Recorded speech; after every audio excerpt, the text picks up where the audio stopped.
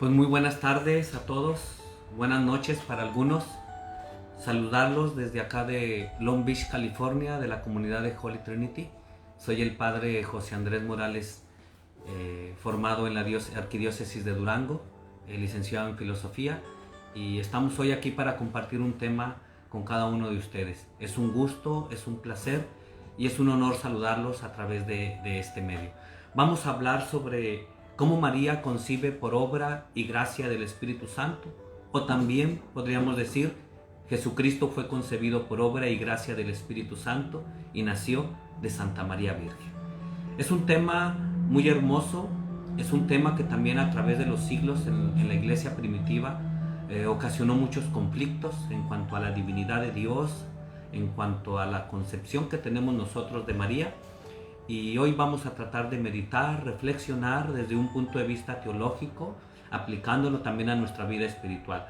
Pues vamos a dar inicio. Saludo a todos los sacerdotes de nuestra diócesis y a cada uno de ustedes, miembros de la diócesis de California, y a todos los que en cualquier lugar nos siguen a través de estos medios. Les decía al inicio, el tema puede tomar dos giros. Jesucristo es concebido por gracia y obra del Espíritu Santo y nace de Santa María Virgen, o María concibe a través y obra y gracia del Espíritu Santo. Vamos a hablar de Dios, un Dios que tenemos que creer y en un Dios que tenemos que entender también. Hablar de Dios para creer y entender. Vamos a ver a un Dios que se sienta y habla con nosotros. Un Dios que tiene un diálogo profundo con cada uno de nosotros como verdadero Dios y verdadero hombre. Un Dios que nace de una mujer llamada María. Para esto tenemos que ver cómo Dios se hace hombre y qué ha habido respecto a esta verdad en el transcurso de la historia. Hermanos, nosotros podemos ver y disfrutar y rezar, meditar cada domingo nuestro credo, o cuando hacemos algún tipo de jaculatoria, o por ejemplo la coronilla de la misericordia que se reza el credo. Vemos en el credo cómo está dividido en tres partes. El credo nos dice, creo en Dios Padre. La segunda parte nos dice, creo en Jesucristo. Y la tercera parte, y creo en el Espíritu Santo. La parte del credo relativa a la profesión, o que habla respecto a la profesión de fe en Jesucristo, se ha desarrollado más que las otras dos. ¿Por qué? Porque el aspecto salvífico de Dios a través de Jesús, que es Dios y es hombre, ha ocasionado muchas controversias a través del tiempo. Y entra ahí la figura de María, nuestra Madre. Este recorre el itinerario de Jesús, comenzando por su concepción virginal por María y su nacimiento. Jesús fue concebido por obra y gracia del Espíritu Santo y nació de Santa María Virgen. El Evangelio narra cómo, estando José y María en Belén, le llegó a ella el tiempo del parto y dio a luz a un hijo. Lo envolvió en pañales y lo acostó en un pesebre. Fue concebido por obra y gracia del Espíritu Santo. ¿De dónde pues procede Jesús? Podemos hacernos esta pregunta. ¿De dónde procede nuestro Salvador Jesucristo? El Hijo de Dios, Jesús, el Hijo de Dios se encarnó en el seno de la Virgen María. por obra y gracia del Espíritu Santo. Y se encarnó por nosotros los hombres y por nuestra salvación, lo decimos en el credo. Es decir, para reconciliarnos a nosotros pecadores con Dios y darnos a conocer su amor infinito. Él se convierte en nuestro modelo de santidad y nos hace partícipes de la naturaleza divina. Dos cosas bien importantes, dignas de reflexionar todos los días. Modelo de santidad y nos participa de la naturaleza divina. Dice Ladaria, un teólogo italiano, que la santidad, que la salvación, es la participación de la vida divina. Y ahí es donde Dios nos da su santidad, el modelo de santidad, y nos hace partícipes de esta naturaleza divina. La fe en la verdadera o en la verdad de la encarnación del Hijo de Dios es el signo distintivo de la fe cristiana. Por eso nos llamamos cristianos, porque creemos en Jesucristo. Es el acontecimiento único y totalmente singular de la encarnación del Hijo de Dios. No significa que Jesucristo sea en parte Dios y en parte hombre, ni que sea el resultado de una mezcla confusa entre lo divino y lo humano. Él se hizo verdaderamente hombre sin dejar de ser verdaderamente Dios. No es 50% hombre y 50% Dios. No, es 100% hombre y 100% Dios. Verdaderamente Dios. Jesucristo es verdadero Dios y verdadero hombre. Y la Iglesia debió de defender y aclarar esta verdad de fe durante los primeros siglos, frente a las herejías que la falseaban. Que luego más adelantito vamos a ver este aspecto de estas herejías. Por ejemplo, algunos afirmaban que la naturaleza humana había dejado de existir como tal en Cristo al ser asumida por su persona divina de Hijo de Dios. Por eso, frente a todas estas falsedades, se celebraron diferentes concilios, como el de Éfeso, que proclamó que María llegó a ser con toda verdad Madre de Dios mediante la concepción humana del Hijo de Dios en su seno. Madre de Dios, conocida como la Theotokos, la que es verdaderamente Madre de Dios. No porque el Verbo de Dios haya tomado de ella su naturaleza divina, sino porque es de ella de quien se dice que el Verbo nació según su carne. Pero ¿por qué María? Creo que el martes con el padre Calderón vimos esta parte. ¿Por qué María? Porque ella fue la elegida. Para formarle un cuerpo a su hijo, quiso la libre cooperación de una persona. Para eso, desde toda la eternidad, escogió para ser la madre de su hijo a María nuestra madre. Una joven judía de origen de Nazaret que iba a casarse con un hombre llamado José. María sobresalía entre las humildes y pobres del Señor, que esperaban de Él en confianza la salvación y la acogían cada uno de ellas en su vida y en su corazón.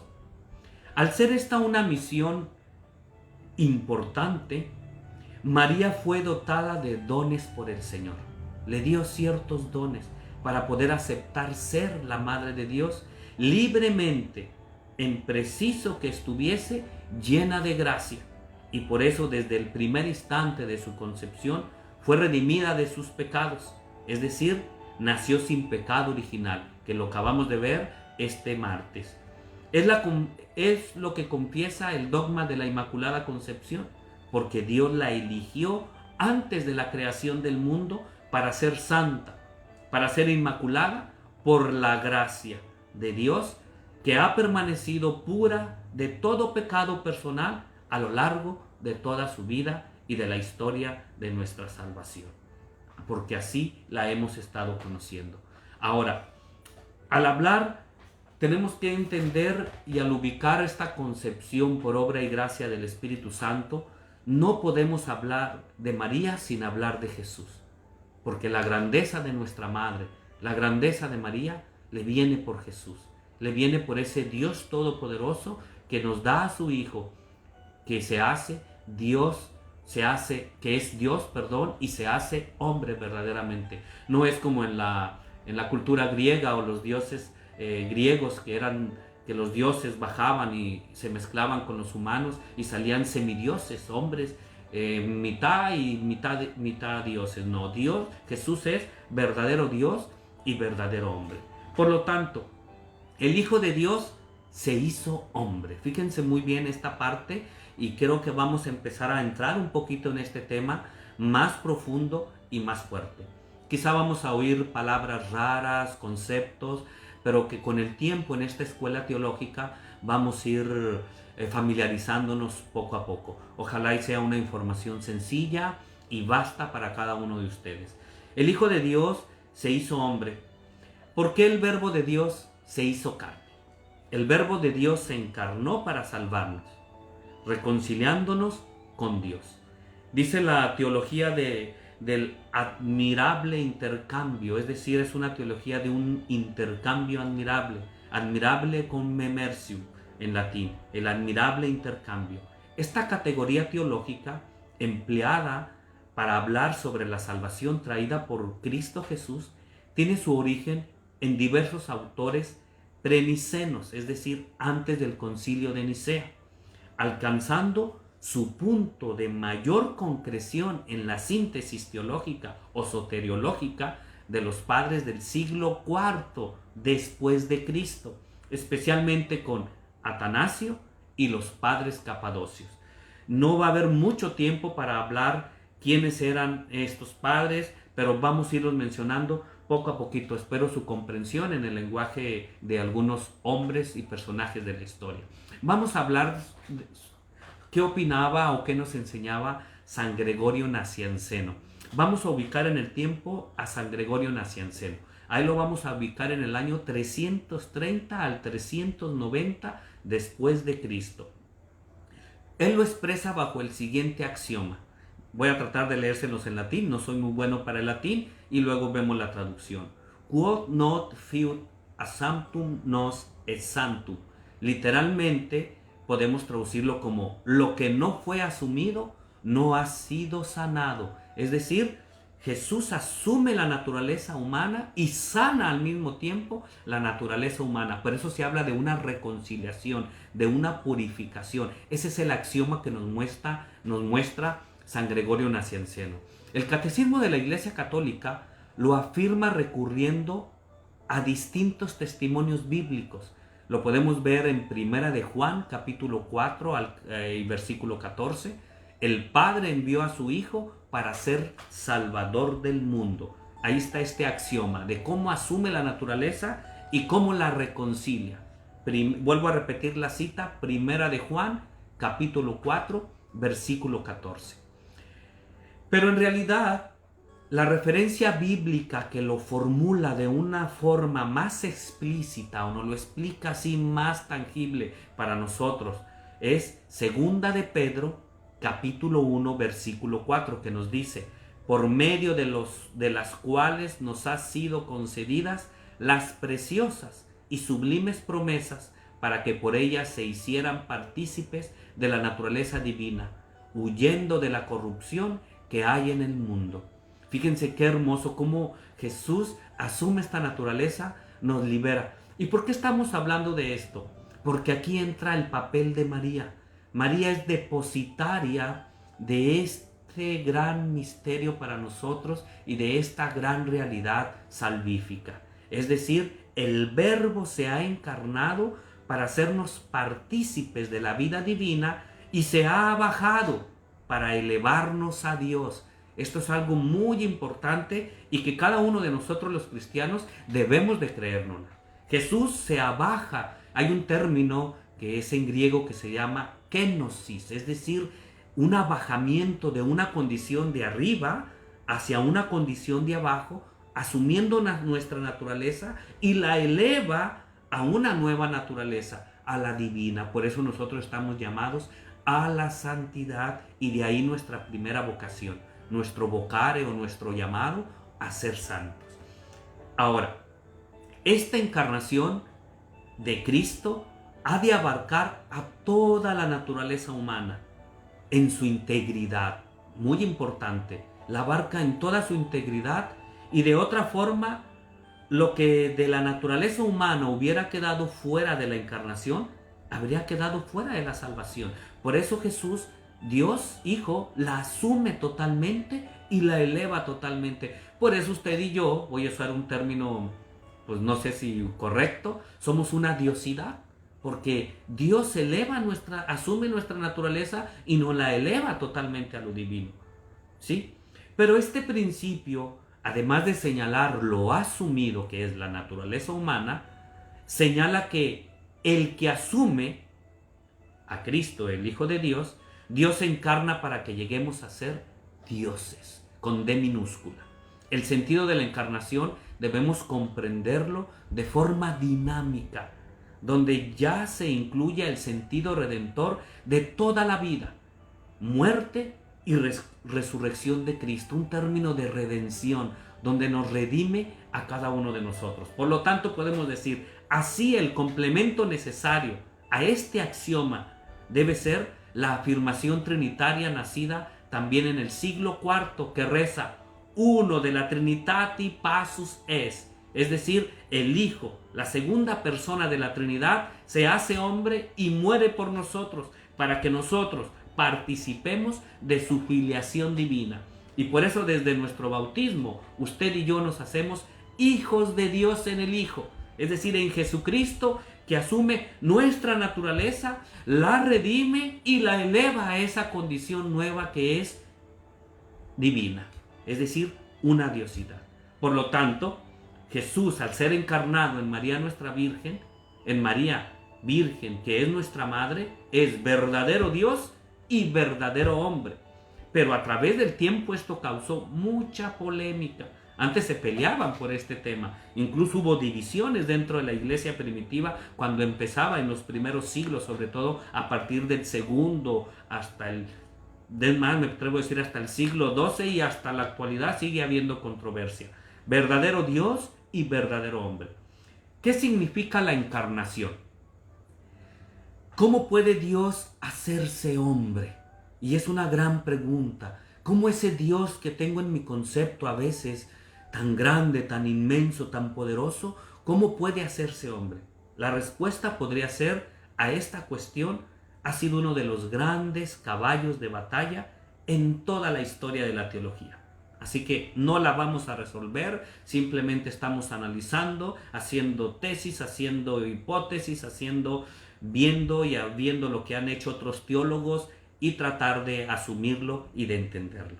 La fe católica, nosotros como católicos, confiesa que Jesucristo es verdadero Dios y verdadero hombre.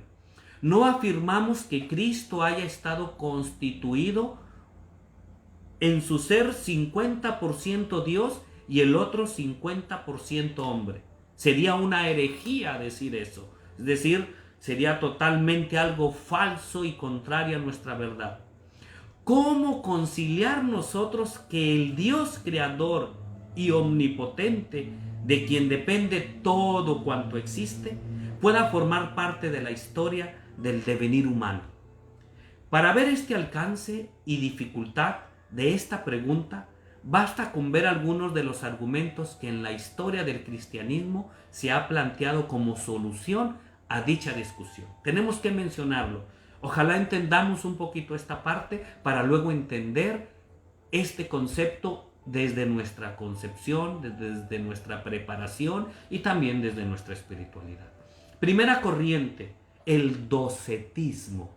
El docetismo o doikein, que significaba tener apariencia de, es decir, un docetista o el que se guiaba por esta doctrina del docetismo, ellos creían en que se tenía apariencia de algo. Es decir, gnosticismo Marción dice: la encarnación ha sido aparente. Fíjense el concepto, la encarnación ha sido aparente. Desprecio a la materia y a lo corporal. No se valora ni la creación de la historia de Israel. A Dios le es impropio asumir lo humano. Desde ahí el docetismo desecha que Dios haya asumido una condición humana. Desprecia esa parte material. ¿Sí? Solo la asume en apariencia. Eso diría el docetismo. Si no se lo sabe, apúntelo ahí. Docetismo, luego usted lo puede googlear o buscar en un diccionario de teología para ver más sobre este concepto. Contra estas afirmaciones docetas y marcionistas reaccionaría Tertuliano, ¿sí? Un teólogo, un filósofo de la iglesia, advirtiendo que caros sulitis es cardo, es decir, relaciona la creación del hombre con la encarnación. Y él responde así a los docetistas y a los marcionistas: mi propósito es vindicar para la carne todo aquel honor que le confirió el que la creó, porque ya entonces la carne pudo gloriarse de que, siendo tan poca cosa como es el limo de la tierra, llegó a encontrarse entre las manos de Dios, porque cuando iba dando expresión al barro, estaba pensando en Cristo, que tenía que ser hombre, es decir, barro, ya que el verbo se haría carne, sermo caro, que entonces era tierra. Por esto empezó al Padre diciendo: hagamos al hombre a nuestra imagen y semejanza. Génesis 1, versículo 26. E hizo al hombre, lo hizo modelándolo a imagen de Dios, es decir, de Cristo. De esta suerte, aquel hombre tomaba ya entonces la imagen de Cristo, que tenía que existir en la carne. No era sólo una obra de manos de Dios, sino una prueba del mismo. Tertuliano, en su libro de Resurrección, capítulo 6, 1, 3 al 5. Fíjense, muy importante esto que nos dice Tertuliano. ¿Cómo podemos entenderlo nosotros o cómo podemos explicarlo de una manera sencilla? Al asumir Cristo nuestra naturaleza, Dios Hijo, al asumir nuestra naturaleza, obvio, asume, nos eleva. Por eso nos dice en Génesis, él se va hasta Génesis para explicar: Dios creó al hombre hecho a su imagen y semejanza. Ya nos estaba prefigurando y nos estaba anunciando cómo Cristo iba a asumir nuestra naturaleza. La asumió totalmente. Por eso somos hechos a su imagen y semejanza. Recuerden que para Dios 1000 años en su presencia es como un ayer que pasó. Ignacio de Antioquía, esto era Tertuliano quien responde, ahora vamos a ver a Ignacio de Antioquía. Ignacio de Antioquía refuta también a los docetas con las siguientes palabras, fíjense bien. Él dice así textualmente: Jesucristo, el de la descendencia de David, el Hijo de María, que nació verdaderamente, que comió y bebió, que fue crucificado y murió verdaderamente. Pero si, como dicen algunos ateos, él ha sufrido en apariencia, ¿por qué estoy encadenado? ¿Por qué deseo luchar contra las fieras? Así pues, muero inútilmente, por tanto, hablo falsamente del Señor.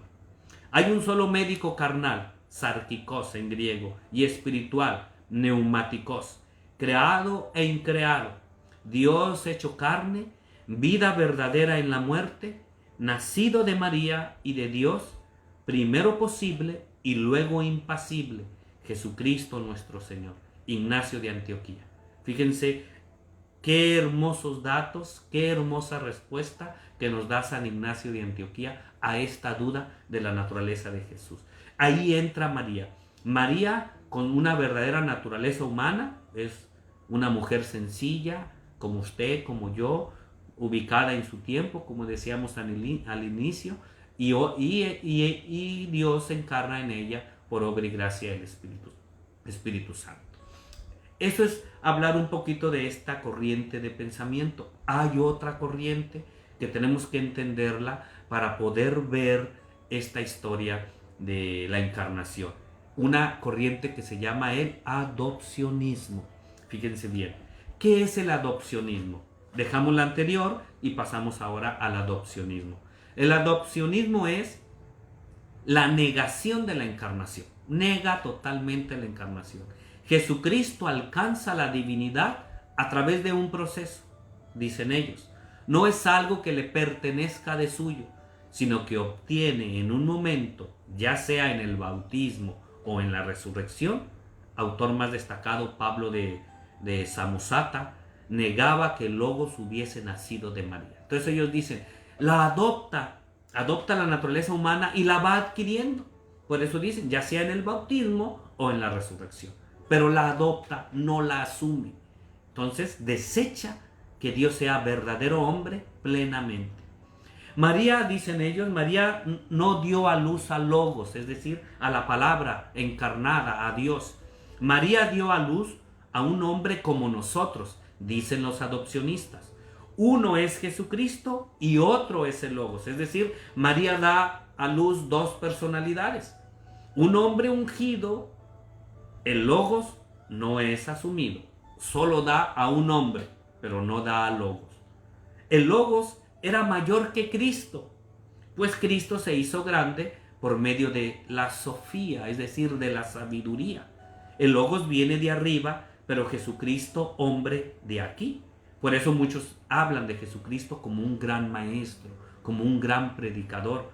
María no dio a luz a Logos, dicen los adopcionistas, sino que dio a luz a un hombre como nosotros, pero superior en todo, ya que viene del Espíritu Santo. Generalmente esta forma de pensar la tienen actualmente los testigos de Jehová, que ven este aspecto de Jesús como el gran maestro, pero que no es Dios, es el Hijo de Dios sin tomar la naturaleza divina dentro de la naturaleza humana. Su error teológico de los adopcionistas es no vincular el prólogo de Juan con los relatos del nacimiento. Lucas 1, Mateo 1, Juan 1, 1 al 18, representa el núcleo vertebrador desde el cual la exégesis o el estudio eclesial entiende que de María nace el Logos de Dios. Entonces vean, estos son los adopcionistas, ya llevamos dos corrientes, ahora voy a hablar de una tercera, apúntele, esta se llama el arrianismo. ¿Qué es el arrianismo? ¿O cómo nos habla el arrianismo respecto a que María concibe por obra del Espíritu Santo o Jesús es concebido por obra y gracia del Espíritu Santo en María nuestra Madre?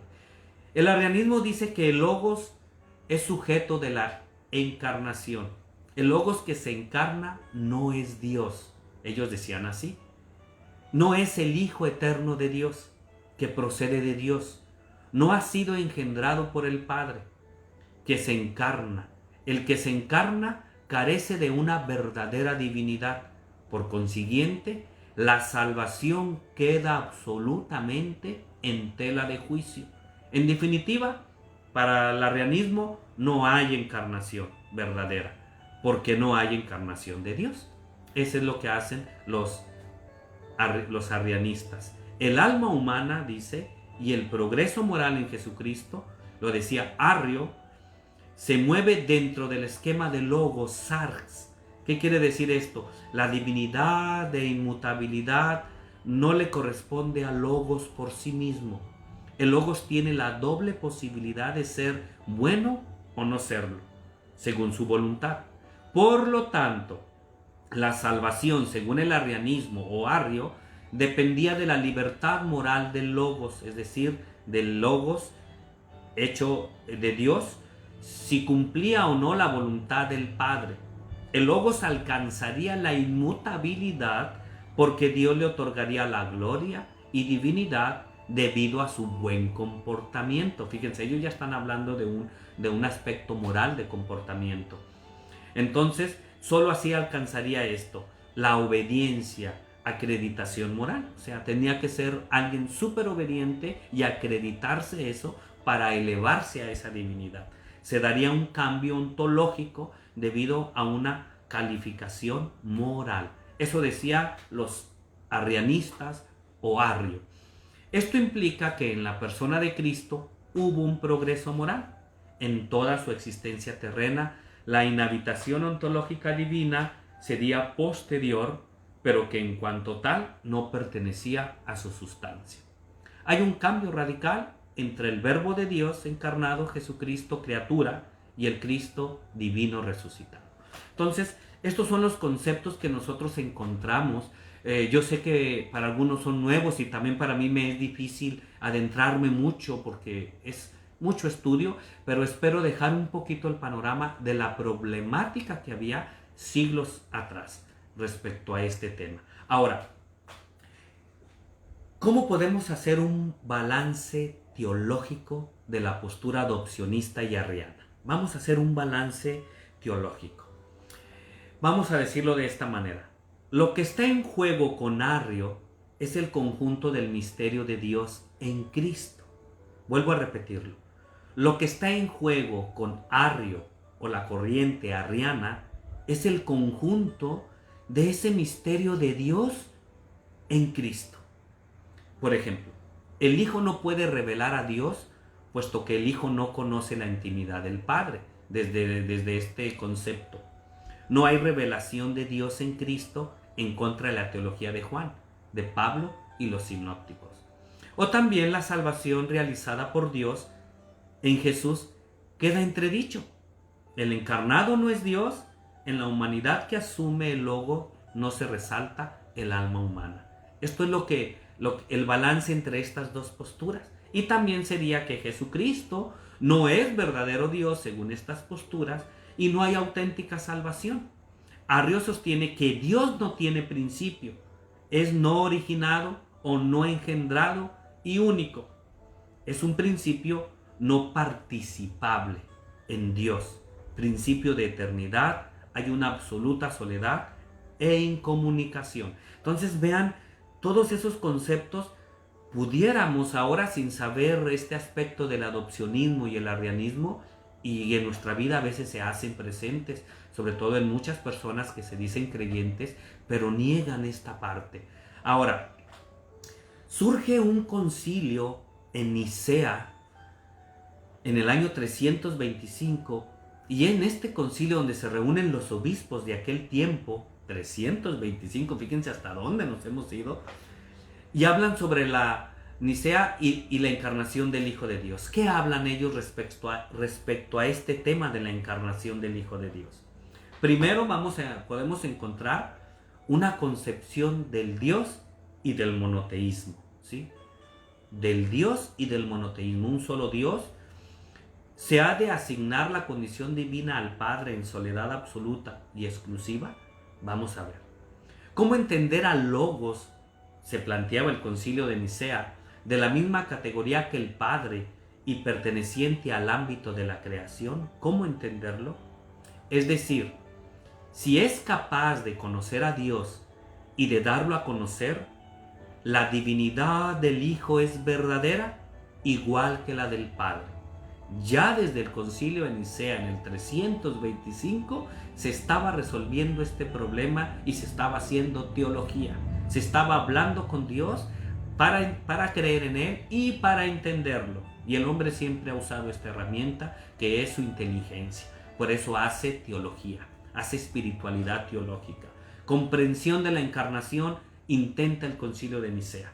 El Logos, que es Dios verdadero, se une a una naturaleza humana completa. Nicea lo va a resolver o intenta resolverlo. Es el que nace de María, es también el nacido o engendrado. Y es engendrado del Padre, aunque nazca de María. Ser nacido del Padre implica que procede de la sustancia del Padre. Nicea rechaza que proceda de la nada. En términos así, espero se entienda, porque Nicea es la clave para este gran misterio. Es decir, Jesús, el Logos, el Verbo encarnado, procede de la misma sustancia del Padre y rechaza que proceda de la nada, sino viene del Padre y asume la naturaleza humana, siendo verdadero Dios y siendo verdadero hombre. ¿Qué más viene? La salvación cristiana es verdadera. Esto es pura miel, pura sustancia para nosotros. La salvación cristiana es verdad, es verdadera.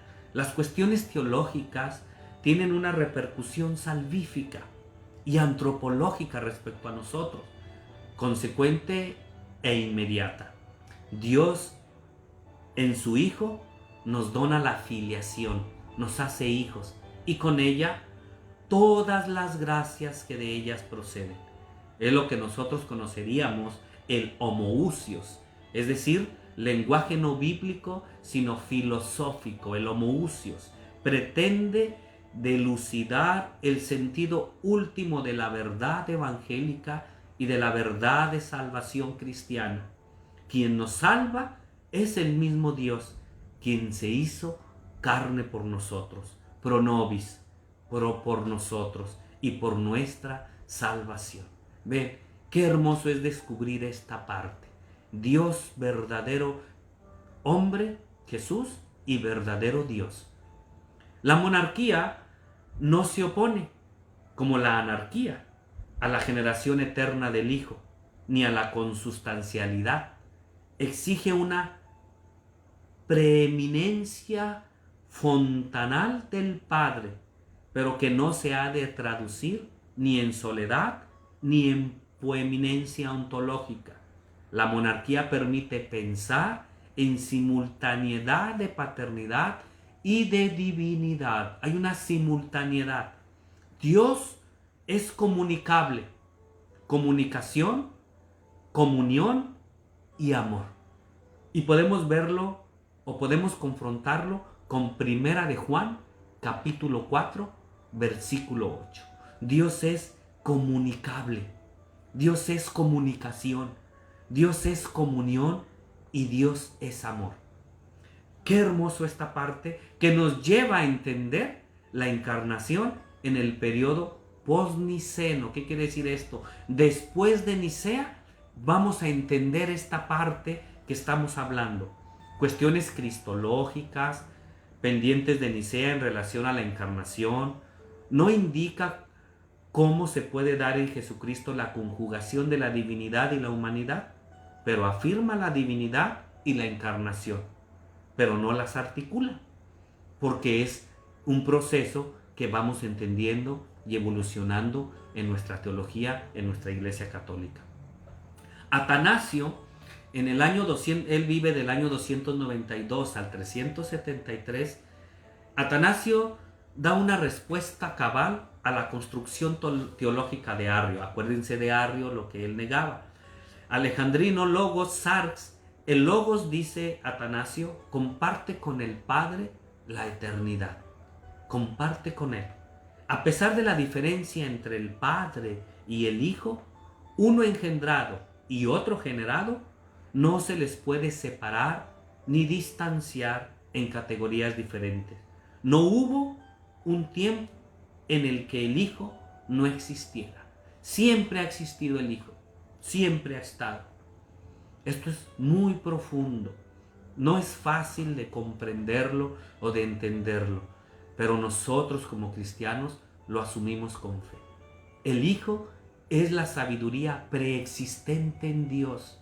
Fíjense bien, palabras raras pero que nos van a ayudar. Preexistente, ya existía antes en Dios, que conoce su voluntad y por lo tanto la puede ejecutar y transmitir.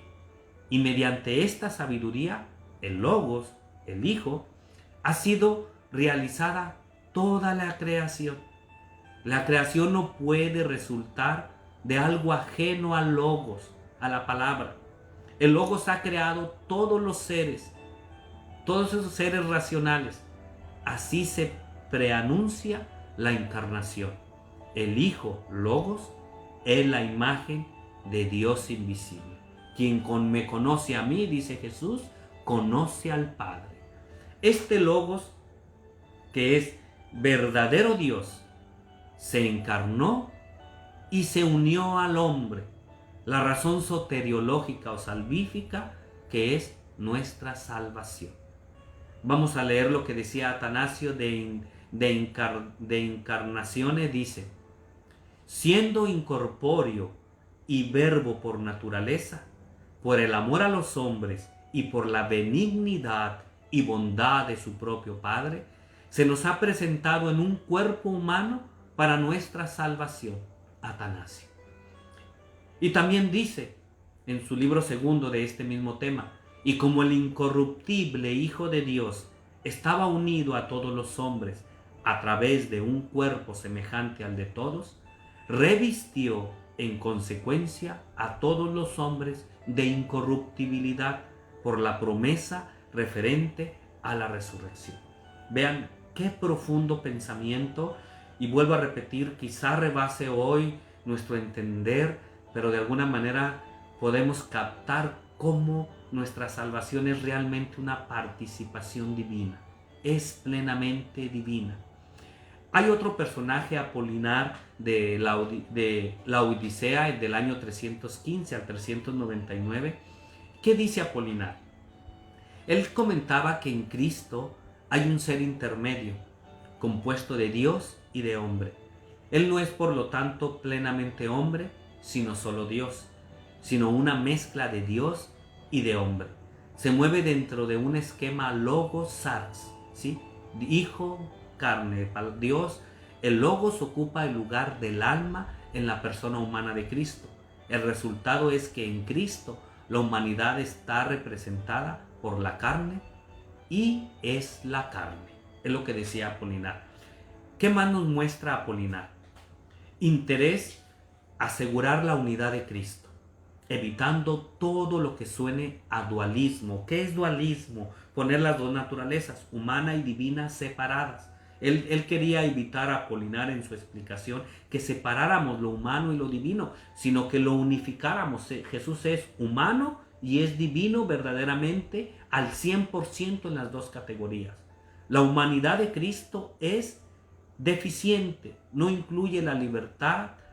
La libertad es un poquito en lo que entra Apolinar en su forma de explicar. Y también comentaba que la salvación se pone en cuestión, pues el alma humana no sería salvada, permanece fuera del ámbito de la actuación soteriológica de logos así humanado.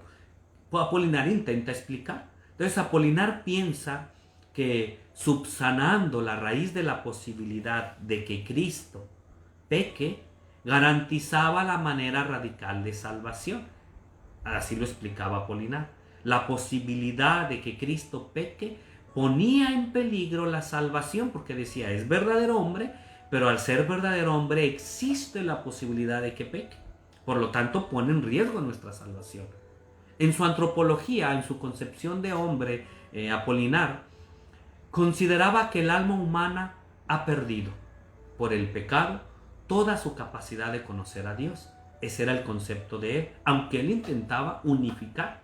Él consideraba que dos seres perfectos ni pueden fundirse en uno, y para él, para Apolinar, Cristo no se hace hombre. Cristo es un ser celestial, el Logos realiza en él las funciones psíquicas. Vean cómo intenta y se va enredando más. Y en Cristo hay pues una sola naturaleza. Mia piscis, decía Apolinar, entiende por naturaleza aquello que está dotado de autonomía, de autoafirmación. Ese es su principio vital. Cristo queda reducido al logos divino que anima una carne humana, como un mero receptáculo pasivo de las acciones del logos. Es como lo intenta explicar Apolinar. Apolinar, entre que intenta mediar, cae un poquito en el extremo adopcionista o de Arrio, pero él realmente intenta unificar. En el concilio de Éfeso, en el 431, ¿qué es lo que se define o en qué termina este concilio? Vamos a definirlo ahora. Después de haber escuchado esto, Éfeso 431 habla de la unidad del sujeto cristológico. María, Madre de Dios, no solo de la humanidad de Jesús. Si María es solo la madre de la humanidad, entonces la humanidad y divinidad no pertenecen a un sujeto único. A la cristología de Nestorio se le acusa de difisicismo, es decir, de dos naturalezas. Divide y separa las naturalezas de Cristo. El bando católico defenderá contra él la comunicación de idiomas. Esto es lo que hace Éfeso. ¿Qué hace el concilio de Calcedonia en el año 451? Habla de la diversidad de naturaleza y unidad de persona. Un solo Señor Jesucristo, perfecto en la divinidad y perfecto en la humanidad, verdadero Dios y verdadero hombre, consustancial con el Padre según la divinidad y la consustancial con nosotros, según la humanidad. Un solo y mismo Cristo Señor, Hijo unigénito en dos naturalezas, sin confusión, sin cambio, sin división y sin separación. Y luego el Concilio de Constantinopla II en el año 553 dice: el modo de la unidad uno de la Trinidad es quien se encarna y padece. La unidad se da en la persona divina del Verbo, la singular humanidad de Jesucristo. Todo en la humanidad de Jesucristo debe de ser atribuido a su persona divina como a su propio sujeto. Y lo define así el Concilio de Constantinopla en estas palabras: el que ha sido crucificado en la carne, nuestro Señor Jesucristo, es verdadero Dios, Señor de la gloria y uno de la Santa Trinidad. Vuelvo a repetir la definición del Concilio de Constantinopla II en el año 553. El que ha sido crucificado en la carne, nuestro Señor Jesucristo, es verdadero Dios, Señor de la gloria y uno de la Santísima Trinidad. Y el Concilio de Constantinopla III en el año 680 afirma la libertad y voluntad plena de la naturaleza humana de la persona de Cristo. Y Máximo, el confesor, que así se le conocía en el año 682, Máximo el confesor defiende la presencia de dos voluntades en Cristo, en parangón con las dos naturalezas, sin que exista oposición entre ellas. Antropología profundización de lo que supone la relación de la criatura con el Creador, no contrapone a Dios y a la criatura. El cosmos, con el hombre como cabeza, aspira a este encuentro y a esta reconciliación profunda. El dinamismo propio de la naturaleza humana no es opuesto a Dios, no es opuesto a Dios en su encuentro. Es decir, hermanos, el plan de Dios se articula como una divinización que no es imposición extrínseca de sus dones, sino es un cumplimiento y una finalización del dinamismo propio del ser criatural. Esto permite a usted y a mí, creyentes, integrar la mediación en la creación por parte del Logos, en su vida entera y especialmente en la encarnación. El Logos posee un significado cósmico de todo el cosmos, de empuje de la naturaleza humana hacia la divinización, que es el Logos propio de su ser. Y el objetivo de la creación es la divinización de todos los seres, cuanto más de la persona humana. Dicho objetivo se alcanza gracias a la humanidad de Jesucristo. Nuestra salvación fue querida humanamente por una persona divina. Fíjense qué hermoso. Por todas estas razones, hermanos, que hemos escuchado, mucho rollo quizá, vemos nosotros a María como una mujer ordinaria en la que Dios extraordinariamente deposita su gracia. Vemos a una mujer en María como usted y como yo, pero en ella vemos cómo Dios derrama su gracia sobre cada uno de nosotros. Y vemos a María cómo se convierte en el reflejo de cada uno de nosotros. En todo esto, Dios nos habla. En especial, nos habla en María, que concibió por gracia del Espíritu Santo. Qué hermoso, hermanos, descubrir esta gran verdad de fe que tenemos nosotros los cristianos. A esta gran mujer, la cual nosotros le damos un especial lugar en la historia de la salvación. A esta gran mujer a la cual nosotros la amamos, la queremos y le damos un tipo de adoración por ser la Madre de Dios, la Madre de Jesucristo, nuestro Salvador. Y por eso en María existe en María de Nazaret, habla y existe dentro de nuestra fe católica. Y la Iglesia enseña sobre María muchas cosas. Ilumina a su vez la fe en Cristo que nosotros tenemos. Y hay muchas frases dichas en el Evangelio, porque Dios quiere a María libre en su cooperación.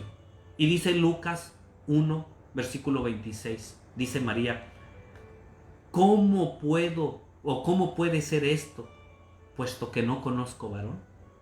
Cuando el ángel le anuncia, es decir, es una cooperación libre. La desobediencia de Eva contrasta con la disponibilidad de María. Y María dice, Lucas 1:26, he aquí la esclava del Señor, hágase en mí según tu palabra. Por eso María es una mujer de fe. Una mujer de fe que nos dice en Lucas 1:39, bendita tú entre las mujeres y bendito el fruto de tu vientre. ¿Quién soy yo para que me visite la madre de mi Señor? Dichosa tú que has creído, le dice María Isabel a María nuestra madre. Porque María es una mujer que también está en búsqueda. Es una mujer que en Lucas 2:48 al 50 vemos en esa búsqueda que le dice a Jesús, hijo, ¿por qué te has portado así con nosotros? Tu padre y yo te buscamos y te buscamos angustiados. Ella señala siempre a Cristo y dice Juan 2:3, haced lo que Él os diga.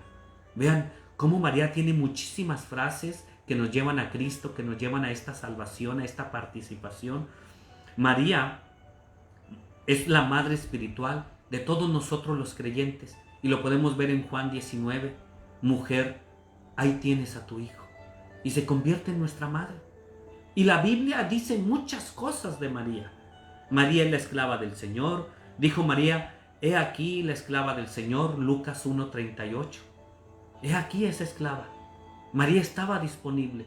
María no es una diosa. María es la hija de Adán. Ella, María, se consagró totalmente como esclava del Señor, sirviendo a la persona y a la obra de su Hijo. Y nos lo dice Lumen Gentium 56. Porque ella ahí está sirviendo a Dios a través de su Hijo. Y por eso María es la primer cristiana. María, al ser la primer cristiana, ella nos precedió a todos en el camino de la fe y cooperó activamente en el plan de la redención con su sí a Dios. Hágase en mí según tu palabra. Y así estamos invitados cada uno de nosotros a participar de este plan salvífico. Cada uno de nosotros. Si por la desobediencia e incredulidad de una mujer, Eva, todos sufrimos las consecuencias del pecado y de la muerte, también por la fe, fíjense bien, y por la obediencia de una mujer, María, todos nos beneficiamos. Génesis 3:15. Todos hemos sido beneficiados. Y también podemos decir que María es un modelo de fe y un modelo de obediencia. La Virgen María realiza de la manera más perfecta la obediencia de la fe durante toda su vida y hasta su última prueba. Cuando su hijo murió en la cruz, su fe no vaciló. Catecismo, el Código de Derecho Canónico en el número 148 nos lo muestra. Y también María es hija de Dios Padre. Le ama profundamente, acoge su palabra y se fía de Él y le obedece por la fe. Ella, María, es la elegida de Dios entre todas las mujeres desde el primer instante de su cooperación. Por ello el ángel la llama llena de gracia. Llena de gracia. Por eso el ángel así la llama. ¿Qué quiere decir esto? Es decir, desde los principios, de no ser así, el ángel le hubiera dicho, serás llena de gracia, es decir, antes no, pero ahora sí. Por eso Dios la llama la llena de gracia a través del ángel. También descubrimos que María es madre de Dios Hijo. María es la madre de Dios. Y al ser la madre de Dios es porque ella le ama, está a su lado y colabora con Él en todo. Muy importante esta parte de María nuestra madre. Jesucristo, en cuanto a su humanidad, tiene una sola madre. la que lo engendró en la tierra. Lucas 1:31. Entonces, María es una parte fundamental en nuestra fe. María es la Madre de Dios porque engendró a Cristo en cuanto a su humanidad, y como en Cristo hay una sola persona, la persona divina del Verbo, María es Madre de Dios, la Theotokos.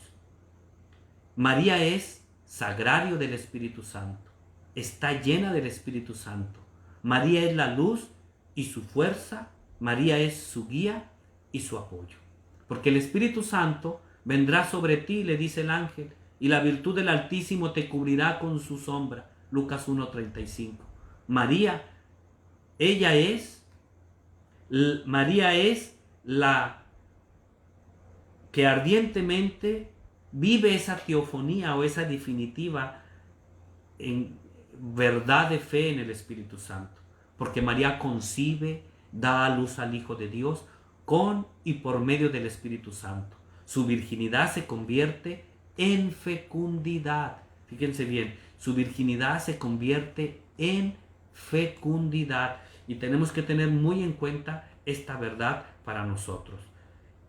Una fecundidad única por medio del poder del Espíritu Santo. Y lo podemos ver en Mateo 1:23, o en el Catecismo de la Iglesia Católica en el número 723. Por lo tanto, la Iglesia proclama a María nuestra Madre. Pues son muchas verdades, y María es virgen y madre, porque María concibe en todo este aspecto. Pues hermanos, así se ha desenvuelto nuestro tema. Espero haya sido para ustedes grato. Yo sé que quizá un poco reburujado por lo que implica la teología, por lo que implica algunos conceptos, algunas palabras que quizá no estén en nuestro lenguaje ordinario, pero que tratamos de alguna manera de llegar a ellos, entenderlo, comprenderlo. Decía San Ambrosio, pero todo esto ha de entenderse de tal manera que no reste ni añada nada a la dignidad y eficacia de Cristo, único mediador. Esto no añade nada, sino simplemente refuerza nuestra fe. Eso es lo que nos regala y lo que nosotros tenemos que entender. Pudiéramos seguir hablando profundamente más de María. Veo que la hora pasa, el tiempo pasa. No quiero pasarme más de la hora porque yo sé que es cansado. Simplemente quiero repetir que cada uno de nosotros vemos a la Inmaculada Concepción, la Virgen María, como la preservada de toda mancha. Lo vimos el martes, que ella concibe por obra y gracia del Espíritu Santo y es para nosotros nuestra Madre, es virgen. En todos estos dogmas de fe que iremos analizando durante estos días, nos van a ir dando a comprender, a entender a través de la fe y el estudio ese lugar que María tiene en nuestra vida. Por eso María tiene el primer lugar entre todos los modelos de vida que nosotros pudiéramos conocer en la vida cristiana. Su devoción a ella es lo mejor, porque es la Theotokos, es la Madre de Dios, y es a la que a través de ella, o la conocemos como el puente que nos lleva a Jesucristo nuestro Señor. Quiero solo mencionar lo que decía el Papa Pablo VI. Voy a leerles algo que él comentaba. Pablo VI recomendaba que en las expresiones de culto a María se hiciera resaltar todo lo que se refiere a Cristo. No podemos hablar de María si no se habla de Cristo. Tenemos que hablar de Cristo, porque al hablar de ella se refiere. Y nuestra devoción la debemos mostrar especialmente en la imitación de sus virtudes: el amor a su Hijo, su fe firme, su fidelidad hasta el pie de la cruz, su obediencia al Espíritu Santo, quien obró en ella maravillosamente, porque obró maravillas. Así debemos imitar nosotros a María. La Madre Teresa decía que debiéramos hacer con los pobres lo que hizo María con su prima Isabel, ponernos a su servicio, porque María se convierte pues en ese modelo.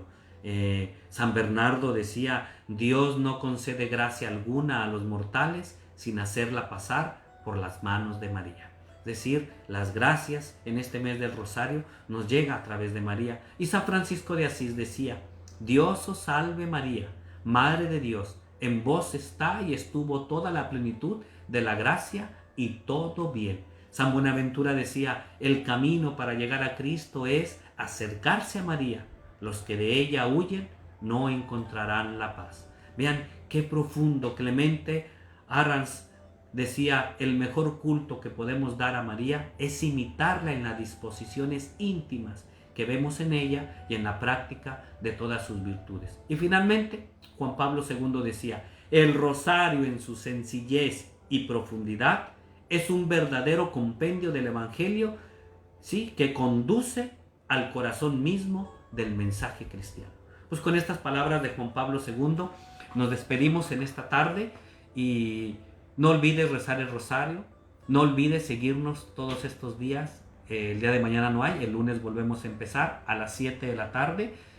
Vamos a seguir llenándonos de alegría. Diría San Juan Bosco, es casi imposible ir a Cristo sin ver a María. Si no vas por medio de María, no vas a llegar a Cristo. Entonces María es esa fuente. Pues gracias por acompañarnos en esta tarde. Quisiera seguir, pero ya veo que son las 8. Hay muchos frases, personajes que han opinado, Pío XII. Me faltaron una infinidad. Pero creo que habrá otra oportunidad para seguir compartiendo nuestra fe, para seguir hablando de María. Antes de despedirnos, en honor a ella y en este mes de Rosario, vamos a rezar un Ave María. Nos disponemos, cada uno de nosotros, y vamos a decirle a María, Dios te salve María, llena eres de gracia, el Señor es contigo. Bendita eres entre todas las mujeres y bendito es el fruto de tu vientre Jesús. Santa María, Madre de Dios y Madre nuestra, ruega Señora por nosotros los pecadores, ahora y en la hora de nuestra muerte. Amén. María, Madre de gracia, Madre de misericordia, en la vida y en la muerte, ampáranos, Gran Señora. Que tengan linda noche, no se olviden de sonreír y recuerden siempre, yo soy Cristo en acción. Nos vemos, hasta luego. Disfruten su noche.